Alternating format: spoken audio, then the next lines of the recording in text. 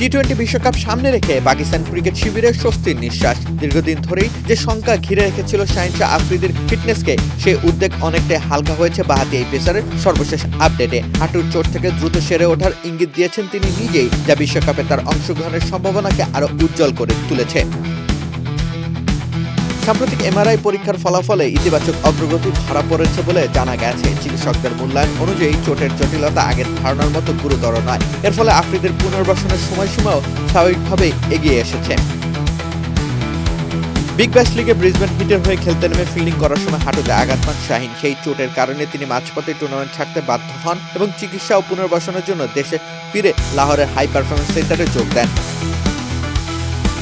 নিজের শারীরিক অবস্থা নিয়ে কথা বলতে গিয়ে শাহিন জানিয়েছেন, পুনর্বাসন প্রক্রিয়া নিবিড়ভাবে পর্যবেক্ষণ করছে পাকিস্তান ক্রিকেট বোর্ডের মেডিকেল টিম। আপাতত জিম সেশন ও ব্যাটিং অনুশীলনে মনোযোগ দিচ্ছেন তিনি। আগামী সপ্তাহ থেকে বোলিং অনুশীলন শুরু করার পরিকল্পনা রয়েছে তার।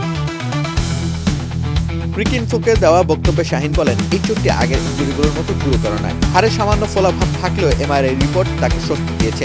তাই ধারণা পুরোপুরি ফিরতে 1 মাস নয় বরং 1 সপ্তাহের কাছাকাছি সময় যথেষ্ট হতে পারে। এই ইনজুরির গল্প শাহিন আফ্রিদির ক্যারিয়ারের নতুন নয়। 2021 সালে শ্রীলঙ্কায় একটি টেস্ট ম্যাচে ফিল্ডিং করার সময় পাওয়া হাঁটুর চোট তাকে দীর্ঘ সময় মাঠের বাইরে রেখেছিল। অস্ত্রোপচারের পর ধাপে ধাপে তার প্রত্যাবর্তন নিশ্চিত করেছিল পাকিস্তান দল, যা তার ক্যারিয়ারের এক কঠিন অধ্যায় হিসেবেই বিবেচিত হয়।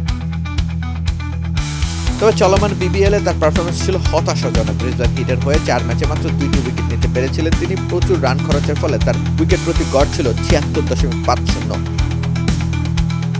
উল্লেখযোগ্য বিষয় হলো, চোট পাওয়ার আগেই জানুয়ারি 7 থেকে 11 তারিখ পর্যন্ত শ্রীলঙ্কার বিপক্ষে অনুষ্ঠিতব্য 3 ম্যাচে টি-20 সিরিজের দলে শাহিন আফ্রিদির নাম রাখেনি পাকিস্তান ক্রিকেট বোর্ড। সব মিলিয়ে চোটের ধাক্কার সামনে ধীরে ধীরে ঘুরে দাঁড়ানোর পথে শাহিন শাহ আফ্রিদি। এখন দেখার বিষয় এই প্রত্যাবর্তন কতটা দ্রুত তাকে আবারও পাকিস্তানের পেস আক্রমণের মূল স্তম্ভ হিসেবে দাঁড় করাতে পারে। রাকিব হোসেন রুম্মান, খেলা 71।